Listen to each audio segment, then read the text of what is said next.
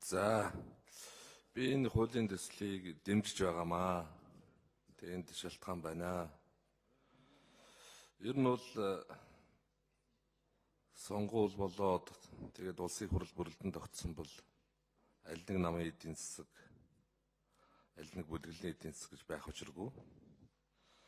Өнөөдөр бидний шийдэх гээд байгаа асуудал бол Монгол улсын өнөөгийн болоод ирээдүйн эдийн засгийн амьдралд бас чухал нөлөөтэй эрчим хүч дэвтсэн асуудлыг, эрчим хүч төмөр замын асуудлыг хэрхэн шийдвэрлэх вэ гэдэгтэй холбоотой бид бүхэн бодлоо өрсөлдүүлэх шаардлагатай ийм цаг үе дээр байна гэж хэлмээр байна. Ер нь бол зээлийн асуудал гэдгийг бол зээлдүүлэгч, зээлдэгч хоёр л шийддэг. Зээлдүүлж байгаа байгууллага нь зээлдүүлэх боломжтой юм аа гэвэл зээл өгдөг. Тэрнээс хажуугаас нь хэн нэгэн хүн ороод ямар нэгэн тайлбар хийгээд энэ асуудал явдаггүй. Энэ бол бизнесийн алтан зарчим гэж ингэж ойлгож байгаа. Өнөөдөр энэ төсвийн хөрөнгө оруулалтанд зарцуулж байгаа нийт мөнгөн дүнг аваад үзэхээр өсрээд $1 тэрбум л байгаа юм л да. Тэгээд бид эдийн засгаа тэлхийн тулд экспортоо нэмэгдүүлмээр байдаг. Шаардлагатай төмөр замаа бас таммаар байдаг. 2020 он гэхэд бол Улаанбаатарт бол эрчим хүч хөрөлцгөө байна. Энэ үед биднүүд тэр үеийн шийдвэр гаргаад аль хэдийн хоцорсон юм үе байна л да. Цахилгаан станцыг бол нэг сарын дотор ч юм уу нэг жилийн дотор барьждаг ийм асуудал биш л дээ. Гэхдээ энэ дээр биднүүд бас улс төртэй хандах шаардлага бол байгаа. Аль болохоор хувийн гэрчлэлийг оруулахыг хичээж ажиллах хэрэгтэй юм аа. Цахилгаан станц жишээлбэл тест 5 дугаар цахилгаан станц дээр бол засгийн газрын баталгаа хэрэггүй. Цахилгааны үнийн тарифын асуудал байгаа. Энэ асуудлаа шийдчих юм бол барьчна гэж сая тэгээд хариулчих шиг боллоо. Ийм байдлаар явах нь бол бас чухал юм байна.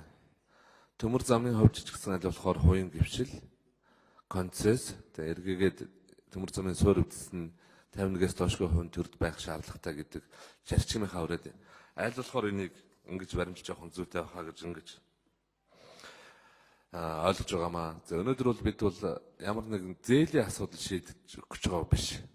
Өөрөөр хэлбэл засгийн газрын зүгээс баталгаа гаргах шаардлагатай тохиолдолд эргэцэн очныг бүрдүүлээ. Эргээгээд төсвийн өрийн удирдлагын тухай хуулийнхаа хүрээнд төсөл болгоноор улсын хурлаараа техник эдийн засгийн үндсэл төр бүх юмыг харгалзаад шийдвэрлэе гэдэг эргэцэн очныг л бүрдүүлж өгч байгаа гэж ингэж ойлгож байгаамаа. Ер нь бол энэ зээлтэй холбоотой улс төрийн нөхцөл байдлаа бид бас нэг бодмоор байгаа. Бид яг тухайн үеийн ханшаар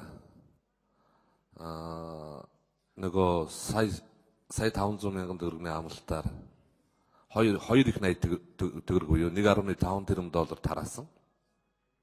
Яг энэ тооцоо нь байж байгаа тухайн үеийн долларын ханшаар.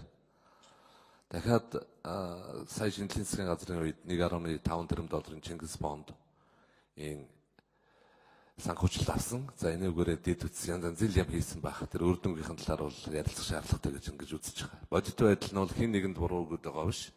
1-2 жилийн хугацаанд асуудал юм болцсон биш. Асуудлаа хамтран шийдэх шаардлагатай гэж ингэж ойлгож байгаамаа.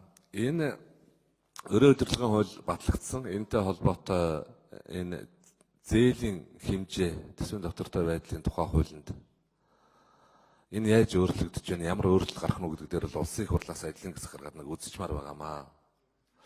Үнэхээр за хувийн гэрчлэлд эсвэл төрийн өмчийн оролцоотой аж ахуйн нэгжүүдэд тусмаа төрийн өмчийн оролцоотой аж ахуйн нэгжүүд өгсөн зээл засгийн газрын зээлд хамруулахгүй байх боломж байгаа мó. За дээр нь энэ эрчим хүч төмөр замтай холбоотой энэ асуудлыг бас ямар хөө байдлаар шийдэх вэ?